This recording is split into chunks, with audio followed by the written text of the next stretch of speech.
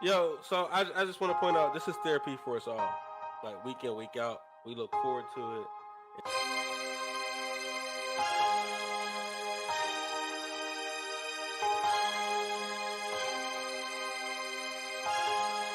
Listen, Fellas, it's gonna be one of them nights. it's gonna be. I'm telling you.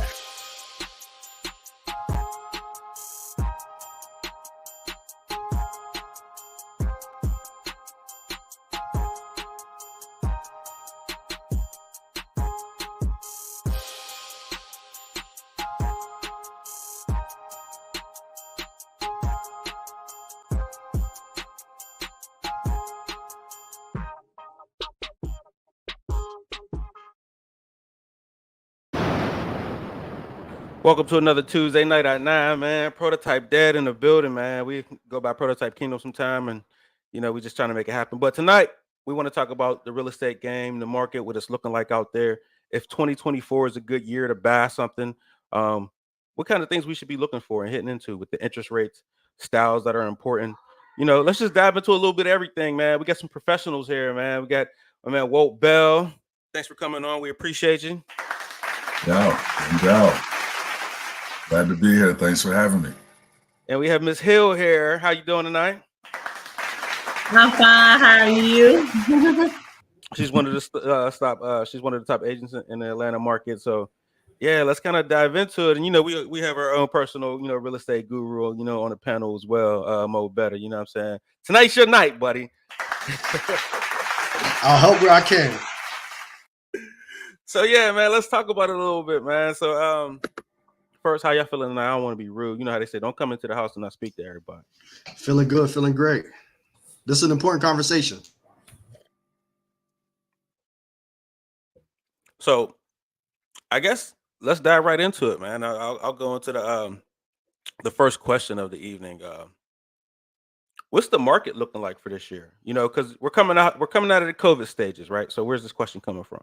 Where everybody's paying, like overpaying for houses, and you know what I'm saying? What is it, like 100 times over or something? Is that still the thing? That scare a lot of people. Corporations are going up buying these houses and everything. So it puts a lot of fear into a common person's mind frame of, should I be making this move or that move, or what's really out there? Mo Better, man. Let's get it started. So give me the actual question first, because I don't want to go off on too much of a tangent.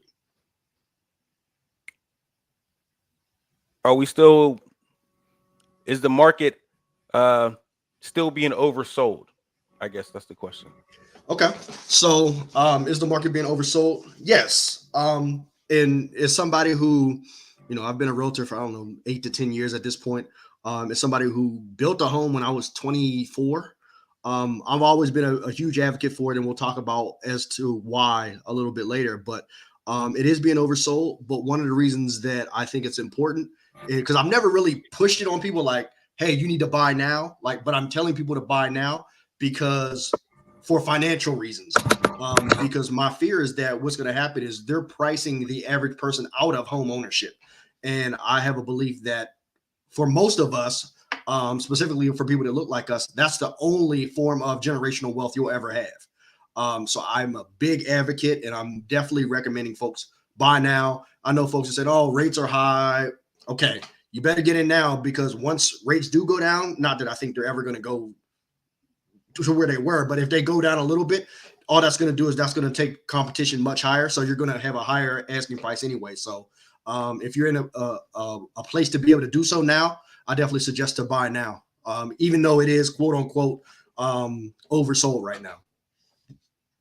What's up, Leifer? You got it.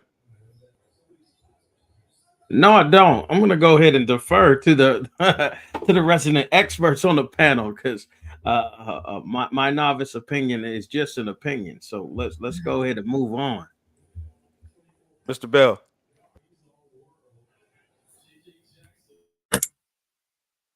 Sure. So my take on this is a little bit biased, because I'm in the market. I do this full time. And a lot of people ask me about buying, and I just pretty much give them the formula of what I use and why I'm still active in the market right now. Is I buy off markets. So a lot of people look at the market and they think, just like you said, Mo, um, some things are overpriced. It's really hard to find a good deal, a solid deal that makes sense.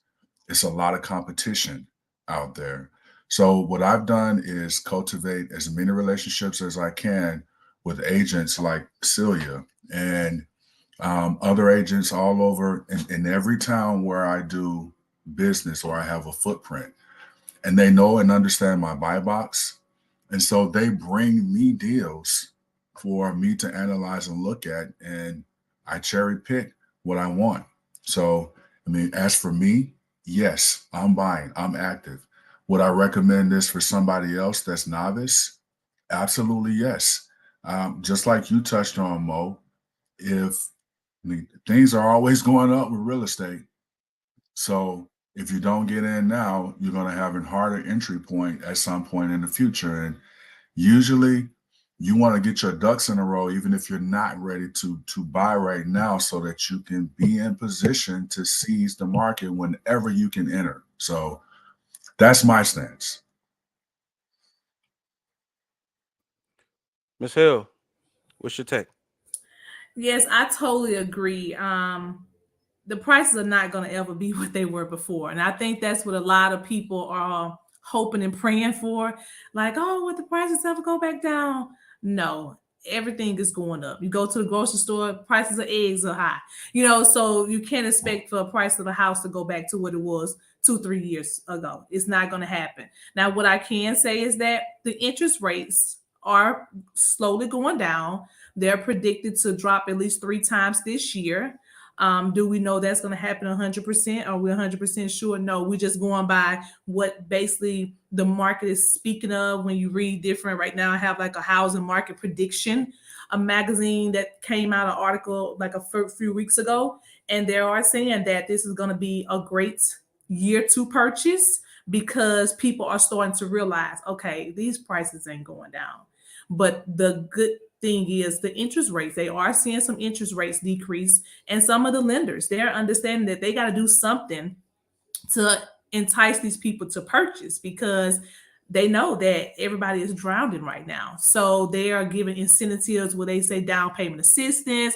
What can we do? Can we pay for your appraisal? Can we pay for your inspection? They're just doing so many different incentives because they know that they got to keep up with the market because it is different than what it was 2-3 years from ago. But I say if you want to buy. And I mean, this is the time, like you said, go ahead and start getting your ducks in a row. Because when the springtime comes, that's when the market is really going to start booming. You're going to be competing with a whole bunch of other people. And then now you're going to go back to possibly that bidding situation where was outbidding you and all that kind of stuff. So because people start moving and start getting things ready to move around that time because school is about to get ready to get out. And so people don't want to like interrupt their kids' school. So they wait until closer to the summertime to move. So they're going to start getting everything and put their houses on the market and everything around the spring. So that's when you're going to have a larger inventory around, April and May. So they might as well just go ahead and get ready. Rent prices are going up. Do you want to continue to rent and not own, not having a generational wealth? Because now you're paying triple for just to rent a house, a 2-bedroom house, a 3-bedroom house. It's crazy with the prices of these. But hey, they know that people are going to do it because they're scared to buy. So I kind of want to, y'all both mentioned get your ducks in a row, and I know that's something that Mo will say as well. Elaborate on what that exactly means, to get your ducks in a row. Mo. Well, when I say get your ducks in a row, it's more so finances. Like it's not as easy as it used to be 10 years ago to purchase a home. Like you really need to know that you're going to have to come to the table with some money. You're going to need some money saved up. I would say at least 10 grand saved that you're not touching just to get the process going. They're going to ask you for your last 3 months of your bank statements, your last 2 years of your W-2. So just finances, get that in order. your student loans. If you got student loans, which we all probably do have student loans, make sure they're in the very, very low repayment plan. Like make sure that they're not like, where your default, where you owe, if you do owe, make sure you have some type of plan that is deferred or some type of repayment plan to where you're in good standing with your student loan. Because that's always people issues when they're getting ready to purchase a house. The student loans hold them up all the time. The way they file their taxes hold them up all the time. They're filing business losses that's causing them to have a higher debt to ratio. So it's a lot of things that they don't know. They want to purchase a house. They don't even know where to get started. So the first thing is to do, contact the lender. Get with the lender to see where you stand. What is your real credit score? Don't go by Credit Karma and all that. What is your real credit score? Because the lenders, they use a different formula to actually calculate your credit score. So just making sure that you speak to somebody that can actually guide you correctly. What you got on it, Mr. Bell? When we talk about getting your ducks in a row. Yeah, you really want to do a self-assessment. And when I say self-assessment, I'm thinking, what's your budget like now? Are you a renter? How much is your rent per month? How much do you make? What are your debts to pay? So Celia mentioned an important thing because credit is important as well. You want to make sure that you don't have any loose ends on your credit that can help you improve your credit score.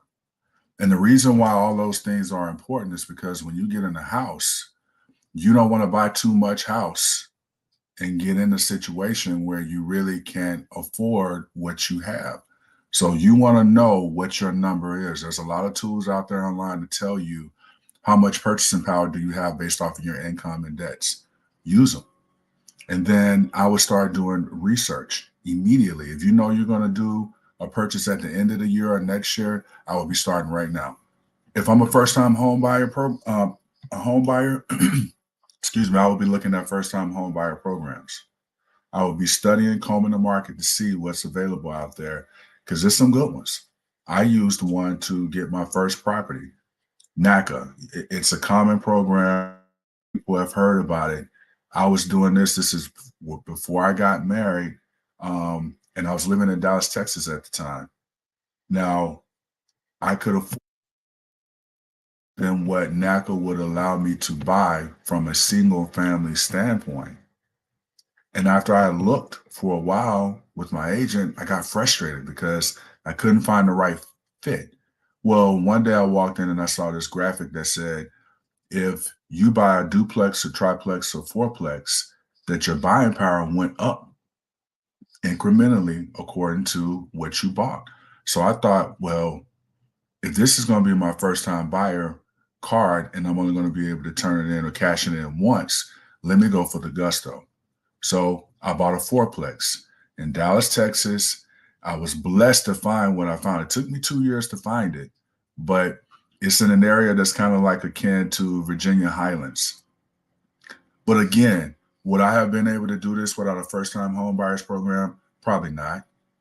But again, I had no down payment, so they funded that. No closing costs, so that was funded.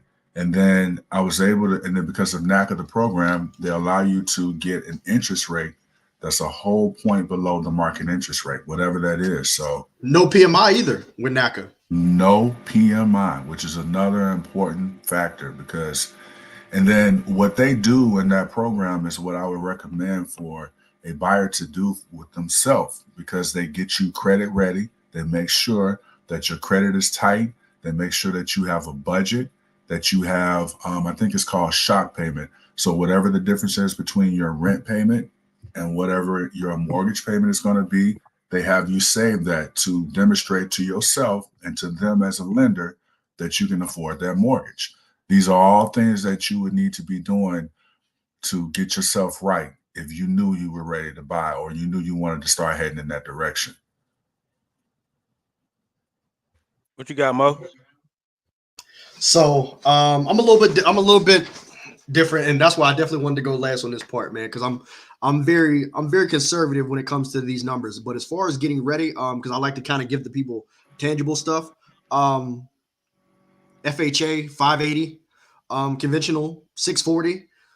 That's really where you need to be credit wise to even start thinking about it. Otherwise, you're probably not ready. Miss Hill, what she said, 10 grand. I mean, I don't know how much house they buying, but if so, okay. But I was gonna say, plan on having maybe 10%, if possible. Everything all in, have about 10% of what you're actually gonna buy. That way, you're gonna be comfortable. But also, I mean, I teach financial literacy as well. So obviously, I'm on the more conservative side when it comes to that. And I'm not a full-time real estate agent. It's something that I do on the side.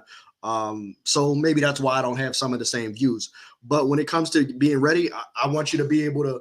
So I have a bunch of sayings. And one of the things that I tell people is when we go looking for houses, everybody wants to get, champagne and caviar. But when it's time to pay, they want to pay for beer and wings. So I'm like, don't fool yourself into looking at this big old house. And you're like, yeah, a couple years of ramen noodles. I'm like, I'm not putting you in this house. Like, I'm not the agent for you if that's what you're trying to do. Like, I had a mortgage broker tell me this one time. He says, I've never had a foreclosure on my basically on my license. You're not going to be my first. I stole that from him. I'm not going to put somebody in a house that I know they can't stay in. Because generally, any clients of mine, there's a real relationship with it. It's not like, okay, I just go ahead and we sign at closing, we take a picture, and then I never see them again. So like, they might have to come live with me if I put them in the wrong house. So I don't want any house guests. So I'm trying to put them in the right house. And so being able to buy the right house at the right price in the right area and being able to actually afford it. Because I tell people all the time, yeah, we can get you in that house, but can you comfortably stay in it? That's what's really important to me. We talked about payment shock. I remember that because I remember I was certified agent with NACA years ago. It's been a long time since I did it. I would imagine payment shock probably isn't a thing now. People are paying it so much in rent. It's about going to be comparable to what they're paying in a mortgage. I bet that's not even a thing anymore. Unless you're buying too much, I would imagine. Because for the most part, people are at the brink of their budget when it comes to rent right now anyway. So sometimes there's going to be a savings potentially when you get a mortgage versus what you're doing as rent right now. So being able to understand and so what I'd like to walk them through is like a mortgage calculator. And more oftentimes than not, people that look like us, they're not going to have 20% down. So I'm like, hey, what you're looking at is PITI.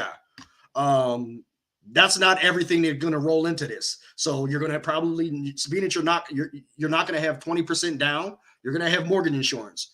The bigger the house, the bigger the private mortgage insurance you're going to have. So understanding that there's other stuff that's going to come with it. And this is something that I've really kind of got into now. If you're a first-time home buyer, especially if you're not really handy, I don't mind putting people in a new construction because something that isn't, this stuff is going to come up. You know what I mean?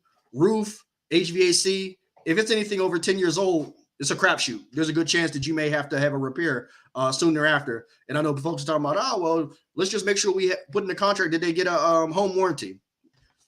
We know how that works. They're in business to make money, not to fund your lifestyle and to make sure that everything goes smoothly for you. So just understanding all the components that come with home ownership and being able to live in there comfortably and not being house poor. So understanding that is going to be the most important part for any client that I have. And I think that's kind of an added value that I bring to anybody that works with me is there's a financial literacy piece. Now, granted, if you're trying to live outside of your means, I'm probably not the agent for you because I'm going to be like, hey, that's not a good look. Or if you're doing something that doesn't make sense, I'm going to push back a little bit to say, hey, for those of us that live in Atlanta, you work in Sandy Springs, but you want to live in McDonough, Locust Grove. I'm like, yeah, that's a nice house, but you're not going to want to make that commute every day. Are you sure? Maybe you just get a lesser house closer to where you work, if that's where you're going to be work-wise for a long time. So those are the type of things that I try to communicate. Obviously, I'm not the one paying the mortgage, but I at least want to advise you on the things that potentially are going to come up that are blind spots for you because you never bought before.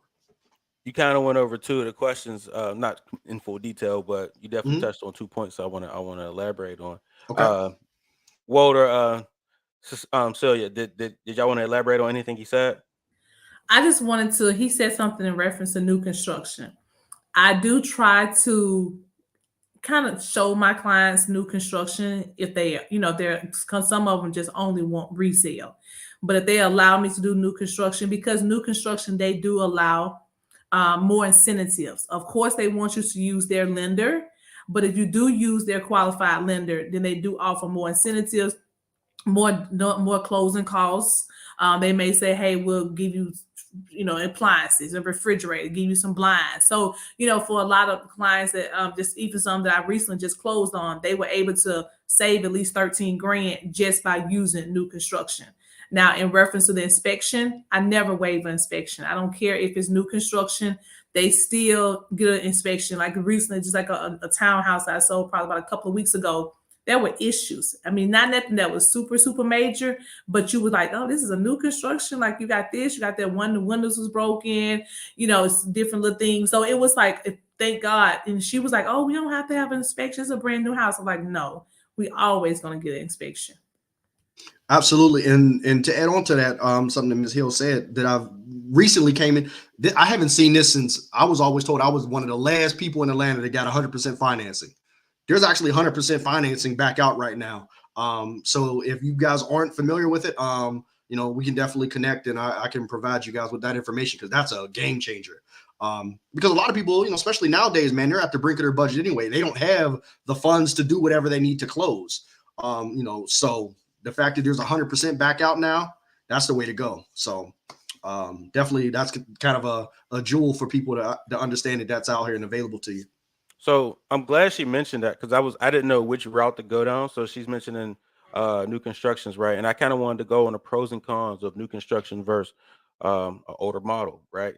And she touched a little bit on it, but Walt, do you have anything to elaborate on?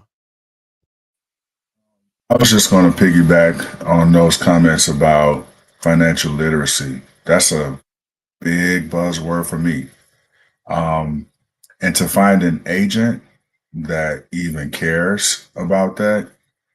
So, I mean, you'll do a lot of business because not only will you put people in their home, but you'll keep them in there. So that's just key.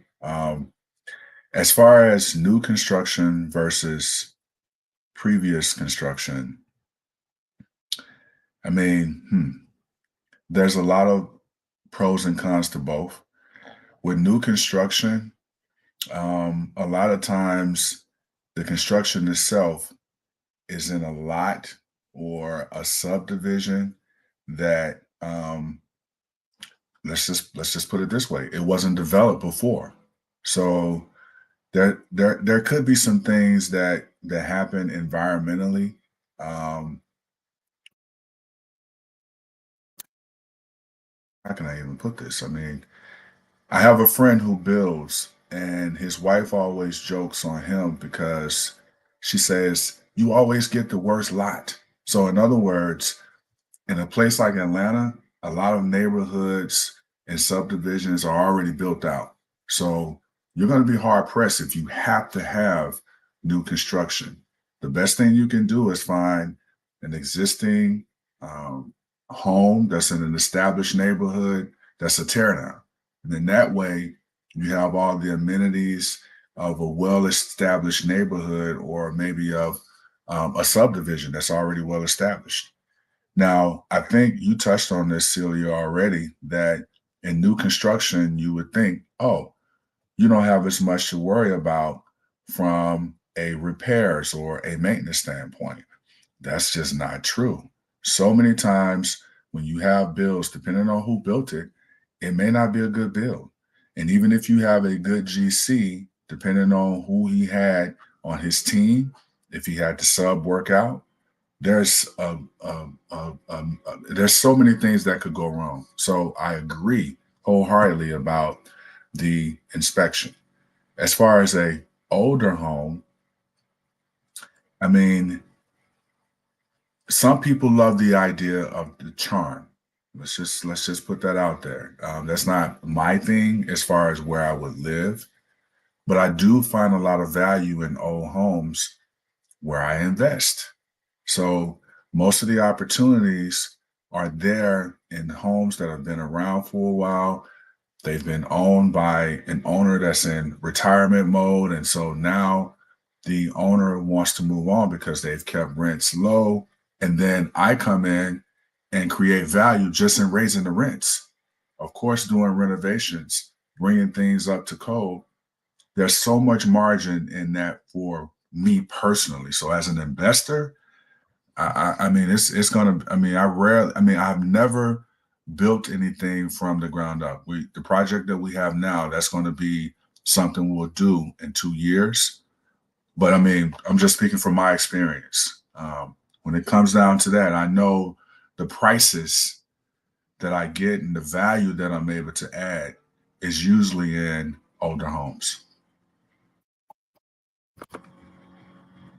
So I kind of wanted to I know a couple people and they're not, I know what I think you took great advantage of this, right?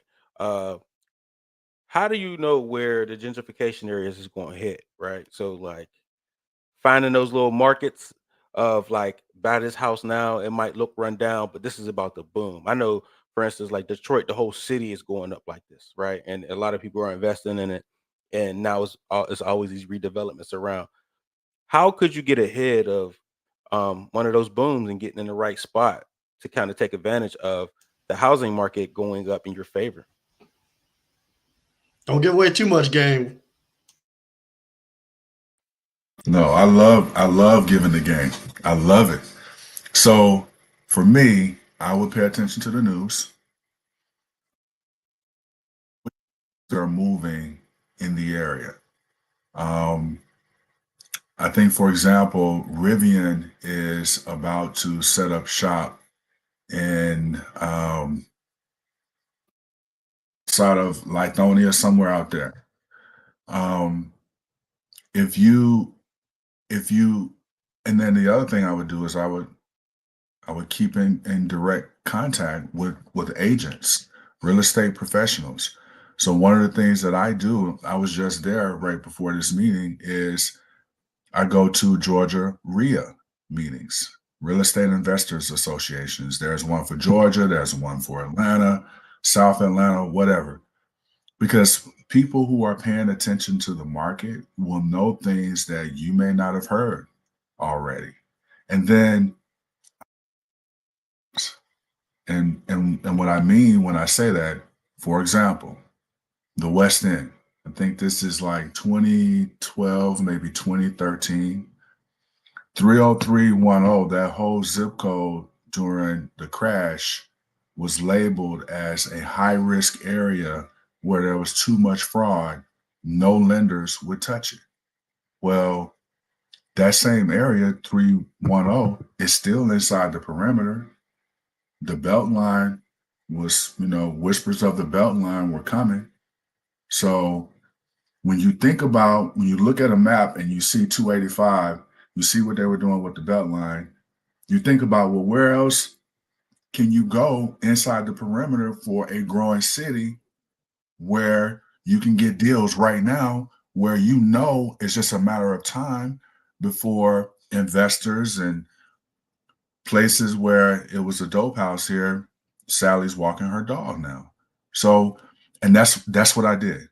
Like literally on a street in the West End, it was a dope house right next to it.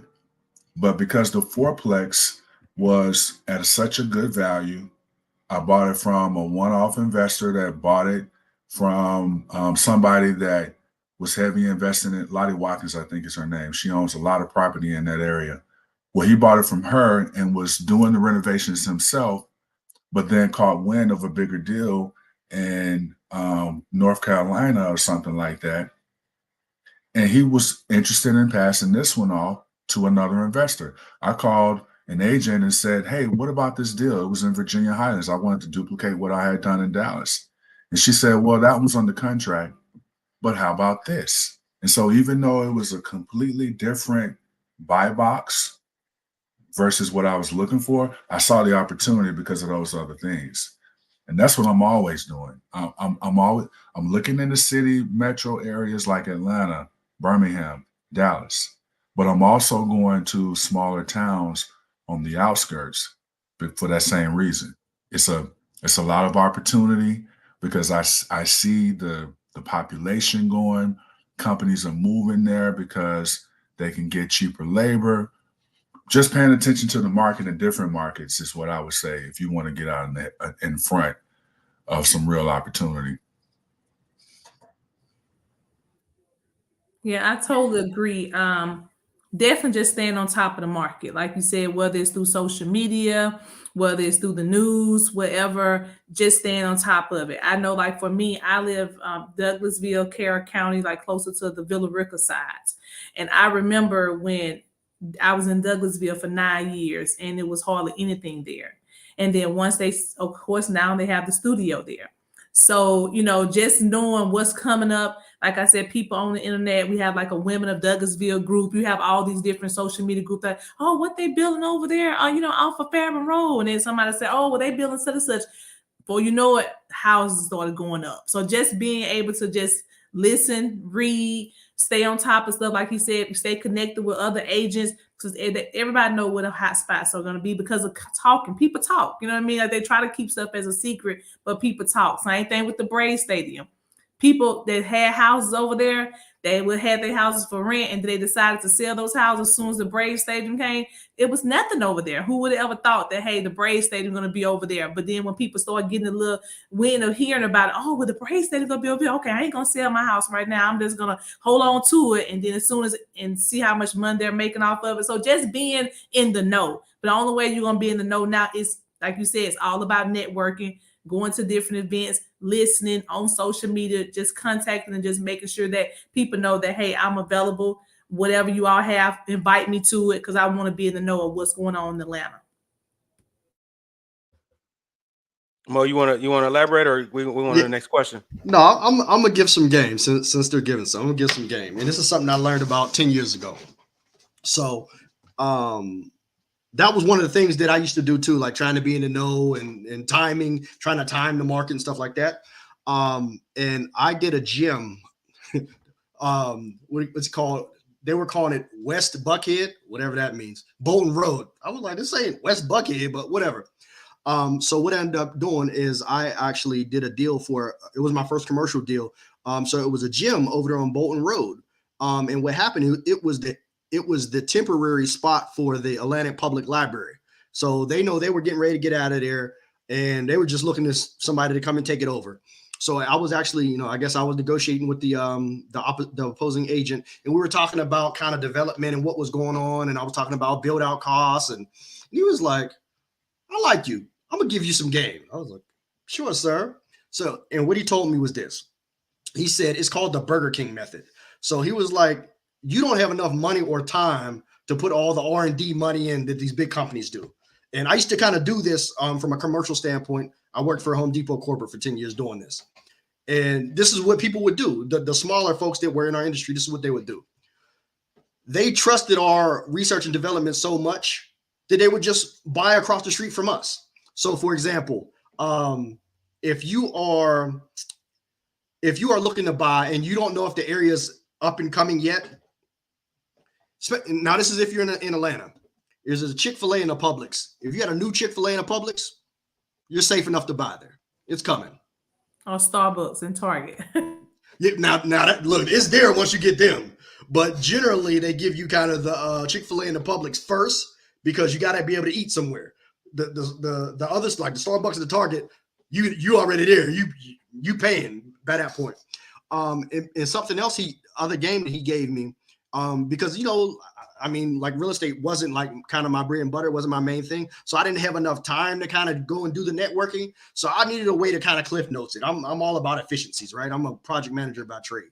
So one of the things I wanted to kind of figure out was this. I said, okay, how can I cliff notes my way into these data points? And essentially what he told me is he was like, well, go to your development services for every county. It's 10 years out. They're telling you where the money is going to be spent. And so to your point, so I'm also in Douglas County. So I knew about that Lionsgate Studios a long time ago. I live right off of Lee Road. So I knew it was coming. And then I saw 2 self-service car washes diagonal. Like you could throw a rock from one and hit the other one. I was like, oh, well, I guess I know I'm gonna be able to retire real smoothly now because my house is going to go like this. So the understanding and trusting the established brands and just using their R&D, not necessarily against them, but piggybacking that R&D is always a good sign. And conversely, no shade, they put a Dollar General up, you might be in trouble. They put a Dollar General there, you might be in trouble. So one thing I want to kind of talk on is seeing the two houses in two different places, same house in a different place. I want y'all to kind of expound on why one's to buy and why the other one is not to. Same exact matrix or dynamics. But if we're talking Atlanta, you see this builder made the same house in Jonesboro, or is that, I think this was called, down on like Terra Boulevard, then the same exact house in Buford, right? What's the differences between buying either one of those houses? You're getting the same exact house. I want to make sure I understand this because I've seen this happen before, but I want to make sure where we're going with this, right? Because essentially, like, I don't think it's a to buy or not to buy. It's just that the land underneath it is more valuable in one place versus the other. And I remember I kind of had this happen one time. I sold a townhouse out in Covington, and the same builder was actually building the exact same subdivision right next to the Home Depot headquarters when I was working there. And I was having deja vu. I didn't realize it was the exact same thing. He was like, because I was like, I've seen this somewhere before. He was like, yeah, like, where you live? And I told him, he was like, no, we're not in Douglas County. And I was like, well, I don't know, but I know there's I can't remember what the builder was, but I said, there was one in Smyrna. He was like, oh, he was like, it's the same house. He said, but this dirt is much cheaper. And we know we can get a whole lot more for it in Smyrna than we do this. So he was like, the add-ons, all the accents and all that stuff were the exact same. It was at a higher price point in Smyrna versus where it was out in Covington. So I don't know whether it's a to buy or not to buy. It's just, a comfort level thing and convenience. So I don't know if it's a to buy or not to buy. It's just what works best for you. Well, what's your opinion on that? Yeah, I mean, you get it on because location is so important, and location a lot determines price. But also there are other factors. Insurance, your location will dictate what your insurance rates are, the neighborhood where that street is, the history of the insurance claims, all that stuff plays into, what's your actual costs, your taxes, the county where you are, McDonough, what county is that? Henry County. Yep, that's Henry County versus Buford is in Gwinnett. I mean, two totally different tax structures. And everything else. Just going to the Publix and the Starbucks may be more expensive in Buckhead than it is in the area that's like McDonough. So that location is going to drive a lot. And it's going to be up to you as a buyer. And then the other big thing in Atlanta is commute. Somebody said this earlier. I don't know who said it, but I mean, I work from home. My wife works from home. And it's just like it added 10 years to our life, literally, because you think about how much time you spend on the road trying to get somewhere, depending on where you live. And it's a factor. So that's what I say. Yeah, I definitely agree. I would definitely say the location. Also, the schools. The schools are like so important because when you decide that you want to resell, you want to sell that home and you want to move, they're going to look at the schools. People are going to come where the great schools are. So if you're talking about schools compared to Henry County and Gwinnett school system is way ahead of Henry County. Technology, money-wise, projects, innovations they put into the schools for the students is on a whole different level than Henry County. So I would definitely say, which has a lot to do with the property value. Your property value, the better the schools, the better the property value. No, I think you guys touched on it because I think Walt was actually talking about it. And that's what I was going to expound on. He was talking about taxes and stuff like that. And what that directly ties into is schools. I remember we used to always talk about, we used to have a saying that schools and kitchens are what sold houses. Because if you buy a house and you spend a good amount of money on a house, you don't want to have to put your kids in private school. So it's like, I'm going to buy where the better schools are so that I can put that money on something else, my mortgage or whatever you're going to put it on. So that's definitely one of the reasons why it's super important. I tell people all the time, like, I don't care if you have any kids. You may have kids later. Your buyer might. Yeah, hey, you may have kids later, you may not, but that still is important. People still want to buy where the better schools are. So, I mean, it looked like we're not going to be that long tonight. You know what I'm saying? We like to, end around an hour. So I kind of want to, I think this is going to take some time. Just start the last question though. What are the trends nowadays that are important in buying a home? Right? Like, because I know I have a thing for like the catwalks in houses, but it's like an old thing now. It's like I have like if you look at a house built after 2010, you don't see a catwalk. You know what I'm saying? It's like they kind of took that area and made it like another sitting area, and it seems like that's the hot thing now, right? But what are the trends that that are holding value in homes that that you might want to add, or if you're looking to buy a home, what are those things that like, okay, this will hold over a period of time? I would definitely say that open floor plan. People want an open floor plan for entertainment purposes. The kitchen is everything. So they want to be able to, they can be in their kitchen cooking and still be able to entertain. They don't want where everything is so divided, where, you have your kitchen boxed off from your family room. No, they just need to be just wide open to where you can be in there. Like I said, entertaining, you can be cooking and your guests can see you and you don't have to worry about, feeling like you separate yourself from your guests. So the open floor plan is definitely important. Kitchen is always, everybody wants a wonderful kitchen. The bathrooms, of course, people really don't even care about a tub. They want a really, really nice, huge shower where two people can get in there. So it's like a lot of builders now, investment properties and stuff, they're definitely not even worrying about a tub because some they don't even care about it. So the shower is important.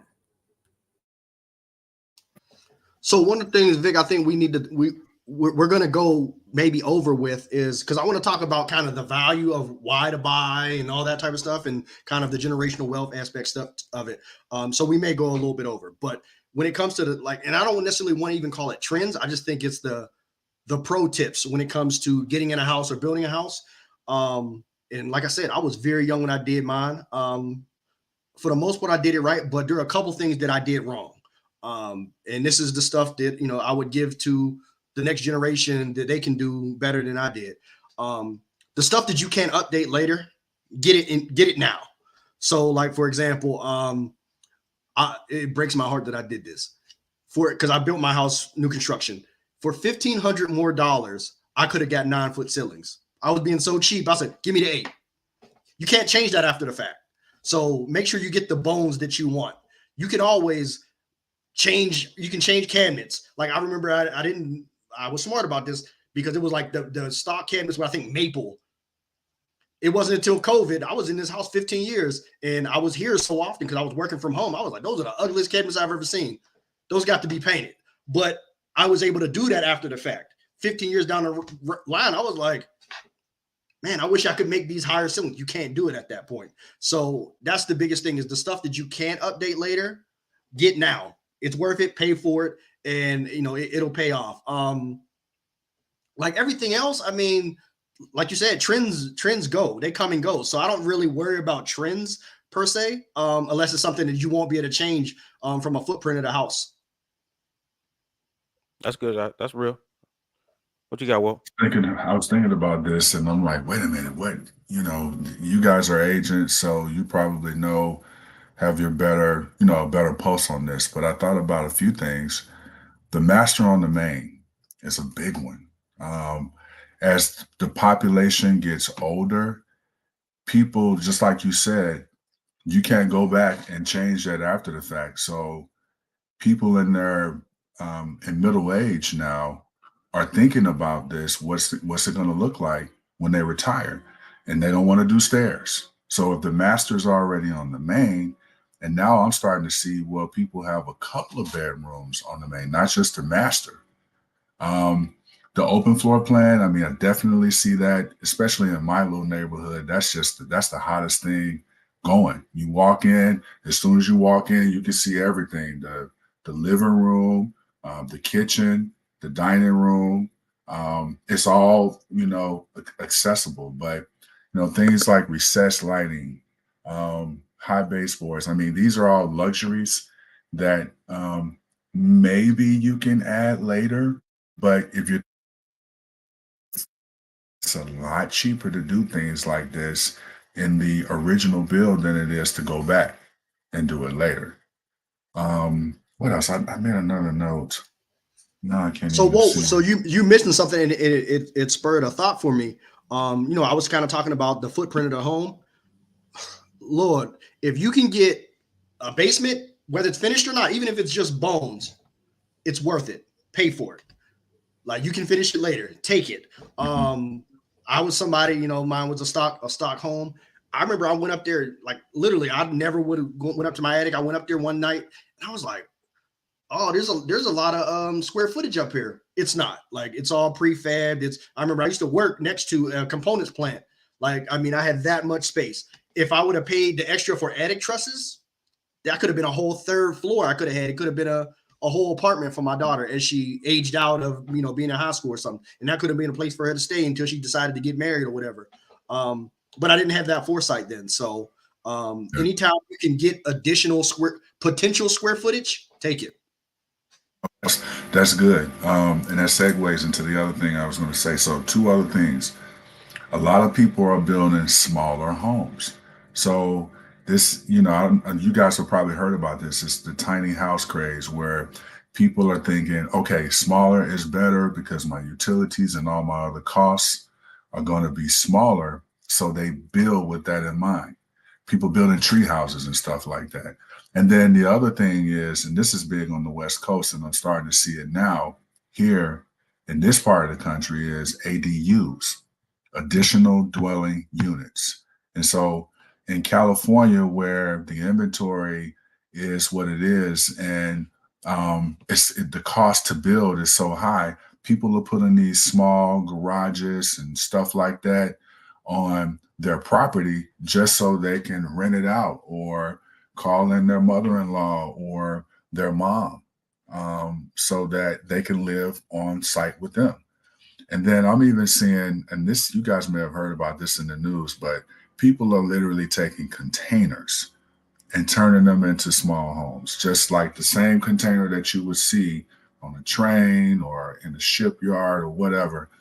And they say they're trying to attack the homeless problem in Atlanta by doing something like this. But this is another thing. If you are a builder where you could build space for cheap and make a high margin. So. Ms. Hill? Oh, you kind of already answered it, huh? Yeah, like I said, when him saying about that mass on the main, you just don't know how difficult it is to find. When people like, I gotta have a mass on the main, and they also want ranches. Like he said, Is that hard?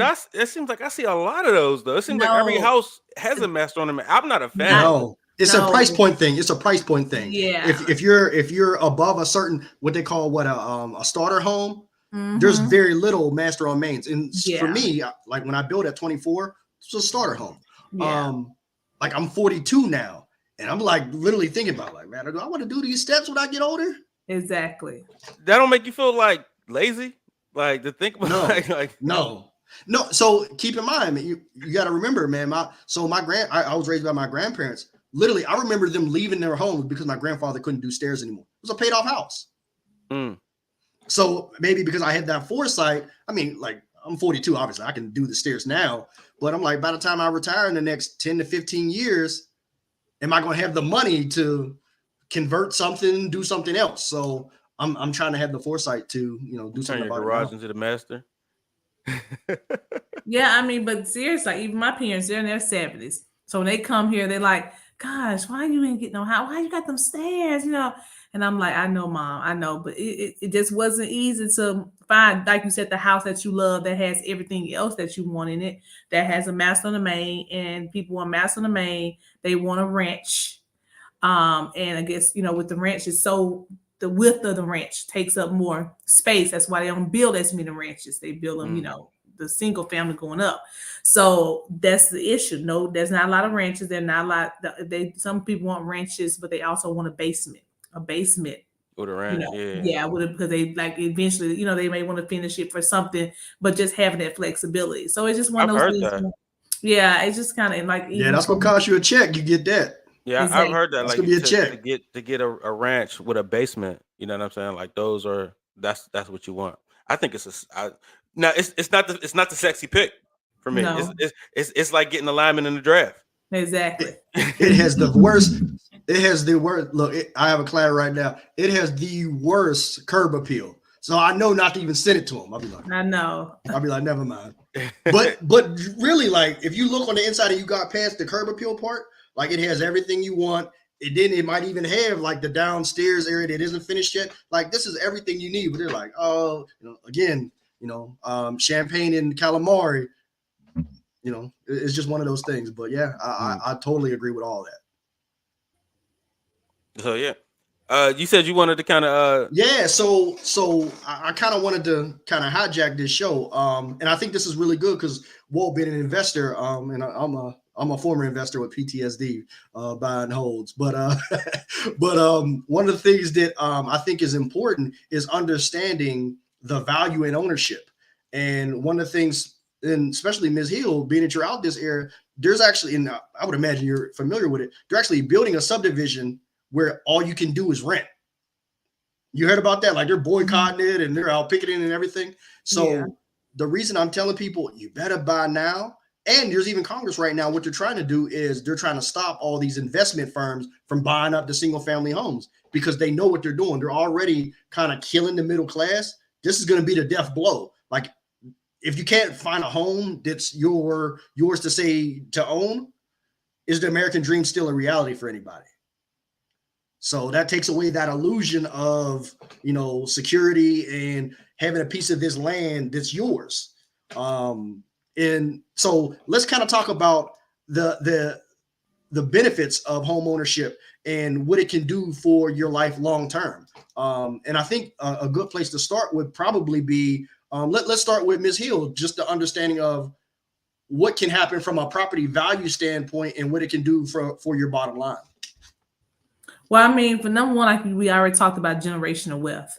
And then what a lot of people are doing, you get a house, that equity in that house, you end up selling that house and then going buy another house that you can actually pay cash for, to where now you don't even have a mortgage. Mm-hmm. So just being smart to know that you got to think about these houses are praising for way more than what you owe. You better use that wisely. Don't use that equity and try to go buy some clothes or some, cars. Go buy that Porsche you always wanted, right? Exactly. No, use that to go purchase you another home, whether it's investment property or whether you sell the current house that you in and then take that money and go purchase you up a house cash and not have a mortgage. Just thinking about generational wealth, like you said, what are you going to leave for your kids and your kids' kids? All that. Like you said, even with with building a house, like you said, a little farmhouse in the back of your house, whatever you can do to where, like you said, you can rent it out, you can Airbnb it out, apartment style or something, to where you can continue to bring that money in. So that is something, Walter. That's something I'm going to look into, this ADU. I don't know how that differs from like a tiny home or whatever, but that's something I want to look into. Because I don't necessarily want a tenant, but yeah, I actually had someone come out to look, because I was thinking, like you said, for my mom, if they do, she is older. And since I do have stairs to where they wouldn't even have to have any stairs, but it would be actually on my property because I have enough land to where I can build, maybe like 1,200, 1,500 square feet, with a kitchen, a bathroom, and one bedroom. And therefore they can just stay there. And then, like you said, the money that they're spending, in Alabama, that could be money that can be coming here. So. Right. So, and conversely, Walt, I think where we can kind of transition it to you is, I think you're the perfect candidate to give insight to this, because you walked away from corporate America and you're doing this full time. So you understand the value and the wealth that can be attained within real estate. So talk about why you felt that there was a niche there for you to stay full term. And then conversely, what's next? Well, let me start by saying that I didn't grow up with Section 8 housing. food stamps, WIC, the whole nine. And I realized as a young adult is that we don't own anything. I mean, we don't. And the quickest way to build wealth is just like you said, it's through real estate. I mean, there are other ways, of course, just saving and budgeting. The stock market, I mean, they have modest returns if you get dividend earning stocks, but just the idea of buying something that's going to not just give you cash flow, and that's why I like multifamily versus single family. You don't need you don't have just one source of income to pay the mortgage. If you got a fourplex, you've got 4 tenants and you have a better chance to cash flow.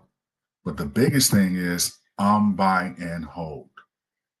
And the reason why I say that's important for generational wealth is because you buy, you sell, the value of the dollar, we already know it's weakening by the day. So if you sell today versus tomorrow, then the money that you have today is not going to have the same buying power as it would tomorrow. I told my wife when I started this, or one of my niches was going to be multifamily, but we're going to hold. Period. We're not selling anything. And the reason why I like that is because it's just like having money in the bank.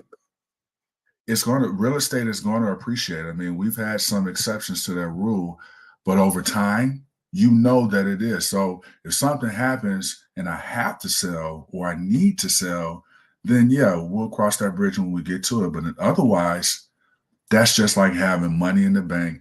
And I'm teaching my kids right now the value of real estate, why it's so important, so they'll understand what to do with it when they get their hands on it.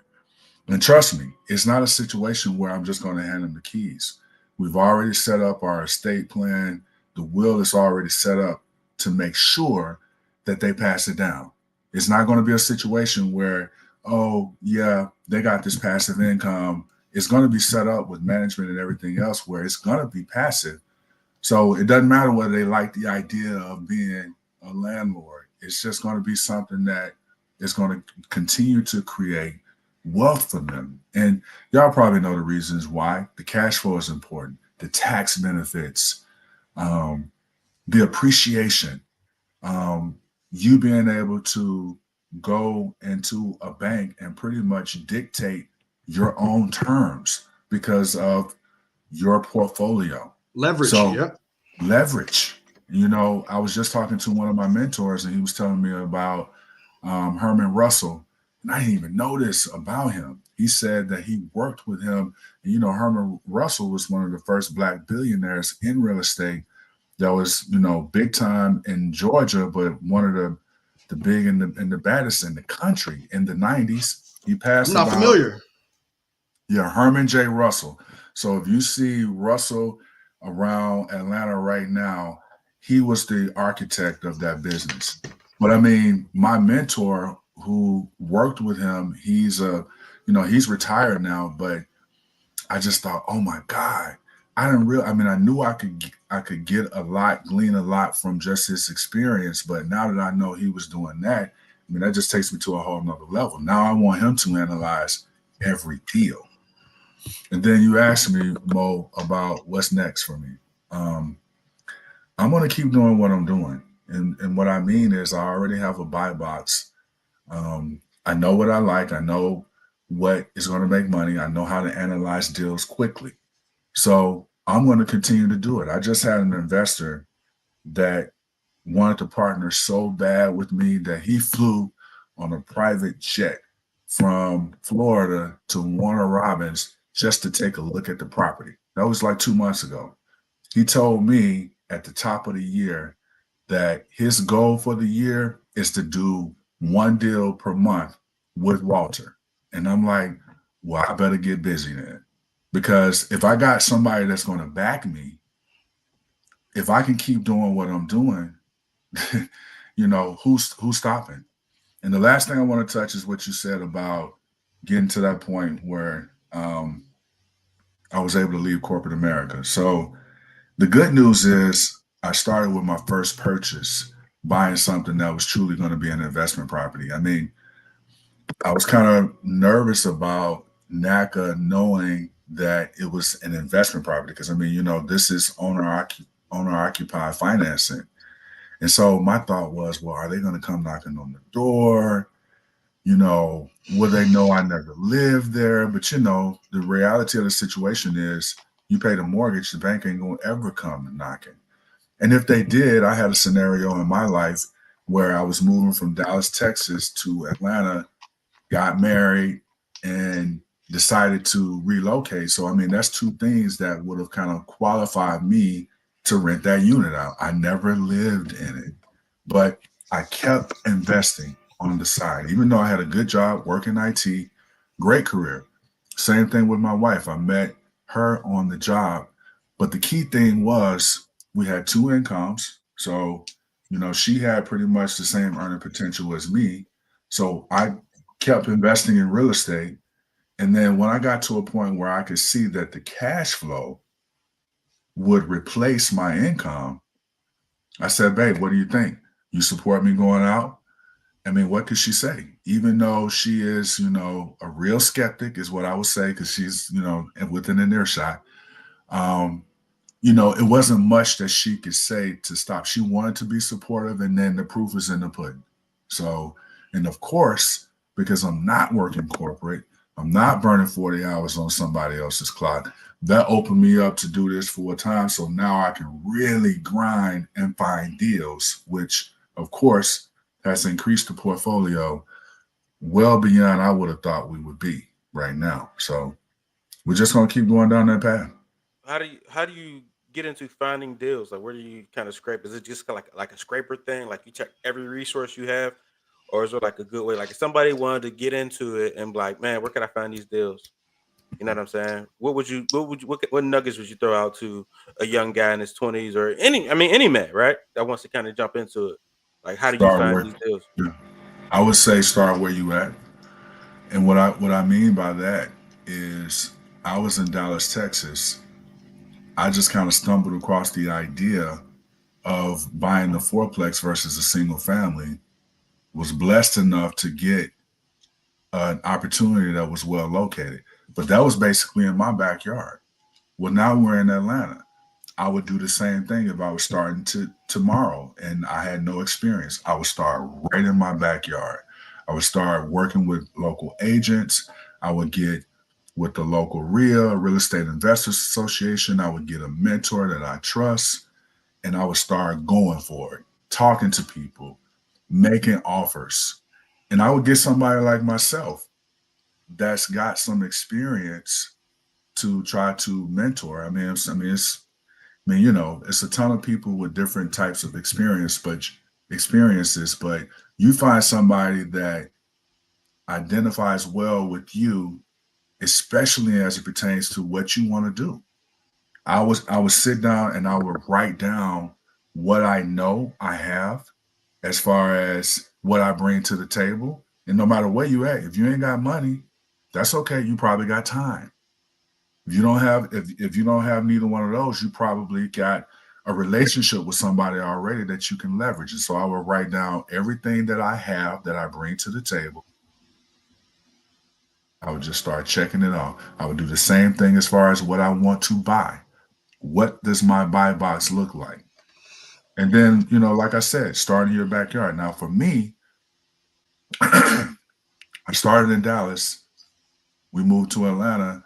I started, looking for multifamily here in Atlanta, and I pretty much stayed with inside the perimeter. But what I saw, especially after the crash, is competition was so strong, I started stretching out, going to smaller towns. And now my footprint is in Texas, Alabama, and Georgia. And the reason why Alabama worked is because I know that market. I grew up in Birmingham, so I knew the areas where they were either on the verge or they were already turning. Here in Georgia, I've been here since I graduated high school. So same thing here. But then there's a Cedartown. Cedartown is a small town that is almost on the state line of Georgia and Alabama. where there's not even a lot of people that's heard of it, but it's one of those booming towns where I wish I could duplicate what I found there. Just a little 8-unit. When I tell you I could charge whatever I want to for rent because the inventory is so low, people don't have a place to stay. And then Warner Robins is the same thing. That's another small town about 2 hours away. Well, it's a military town. Mhm. So you got a constant flux of people coming in there. So, I mean, and I would look at Augusta. I mean, Augusta is pretty much, high competition because of what's going on with the Masters, but there's other towns, Macon. I've heard things about McDonough, I mean, I just pay attention and I'm going to continue to grow wherever the deal takes me, as long as I don't have to spend more than 2 hours to either drive or fly, then I may consider it. So that's pretty much anywhere in the Southeast, especially places like Florida, where I haven't touched yet, Tennessee, especially Nashville, South Carolina. So, I mean, that just gives you an idea of how I started right where I was. And then as I got more experience and got more mature, I started spreading out, taking more risk in areas where it made sense. So the thing that was cool about that and why I wanted Walter, and you did exactly what I hope you would do, is you would kind of tell your story. Because I'm not a big social media guy, but when I do get on, there's a bunch of gurus and they're poo-pooing work. But in those classes that I teach, I talk about let that 9 to 5 fund your dream. And the biggest thing that, you don't have to start at ground zero. Let that career, especially if you're educated, let that skill set fund your dream. And to your point, you're very right when it comes to like, there's what is called the ABCs, always be closing. There's always a deal around you, right?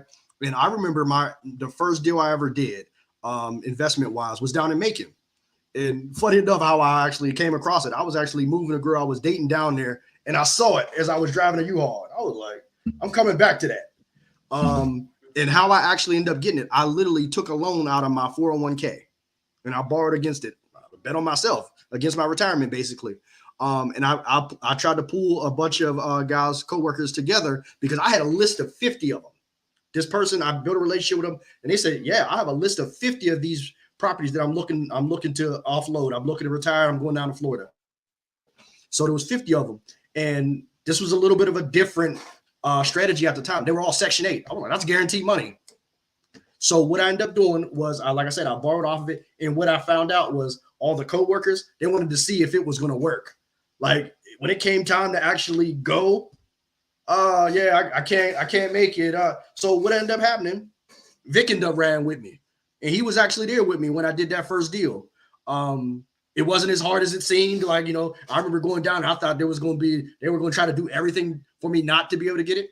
If you got money and there's value in it, they want you to get it because, so sometimes people get scared of the boogeyman. The boogeyman's trying to stop them from getting ahead. There's no such thing. Like, it might be a little bit harder, but if you have skin in the game and you have the skill set to close the deal, everybody involved wants you to close the deal because they have incentive to do so. But with that being said, so I had property in Macon, had a crash pad in, it's not really Detroit, but it's about a Detroit airport, in Taylor. So those were, at the time, like I said, I'm out of the game now, but at the time, those were the two best profiting rental markets in the country. Macon, not sure why. Obviously you had Mercer there, but for whatever reason, that was one of the highest profits in Detroit. We know why, because it's Detroit. But with that being said, there's opportunity all around you. So just kind of have your eyes open. And if you're always prepared, having money, having credit, having relationships, having people that, bring something to a deal, whatever that aspect is, if you're always ready, you don't have to get ready when an opportunity presents itself. Well, that's cool, man. I only like to keep the conversation going for about an hour. I'm not going to take up too much of everybody's time, man. And I appreciate y'all coming on and sharing these jewels. Walt, do you want to anywhere you want future investors or anybody to find you that you want me to post to the world? So I'm not active on social media, but hey, I have an email address. It's wallstreetproperty at Gmail. Wall Street, just like the district. Property is singular. Wall Street Property at gmail.com. And Miss Hill, I posted your link, but I'll repost it in the description. Anything else that you want to share with the people, like your travel business or anything like that? No, just let them know that, hey, I'm here to support whatever you need. You need someone to hold your hand through the process for you finding your new dream home, whether you're trying to sell a home, buy a home. I'm here for you. I also own a travel business as well. It's called Hill Luxury Travel. So I have Hill Luxury Travel and Hill Luxury Real Estate. I put my email address in the link, and I also send out a flyer so that he can post as well. So you all just know that you need me, you know how to reach me. Thank you so much for your time, and I hope that this has been a valuable informational session for everyone. Leifer, what's going on, man? Yo, I'm just here soaking up all the information and everything. Like I said, I wanted to let the experts on the subject get it in and get the information out to the people and not be a distraction in the conversation. But I appreciate everybody coming on tonight, and I appreciate all the valuable information that'll definitely help people in the community make some wiser, better decisions, and get them a head start on getting in the real estate game. Mo, this was your night. Hey man, this is near and dear to my heart, man, because I really care about the people that look like me. You know what I mean? I was blessed to be, had some people in my life that kind of guided me along the way. So I would really like to, pass that information on, and any of the mistakes or, hurdles that I stumbled upon, hopefully I can ease that in or move that out of your way. So I'm definitely always trying to share with the next generation, or even the people who just people my age that just haven't figured it out yet. So I'm there for them as well, man. Anybody I can reach, talk to, man, I'm always willing to talk and, give you at least my point of view. That doesn't mean it's the gospel, but it's what worked for me. So try it. And, at the end of the day, get you a piece of this earth that you can call your own and that you own it and can't nobody put you off of, because they're not going to build any more land anytime soon. Man, and that's another prototype dad. We out. Peace. All right, man.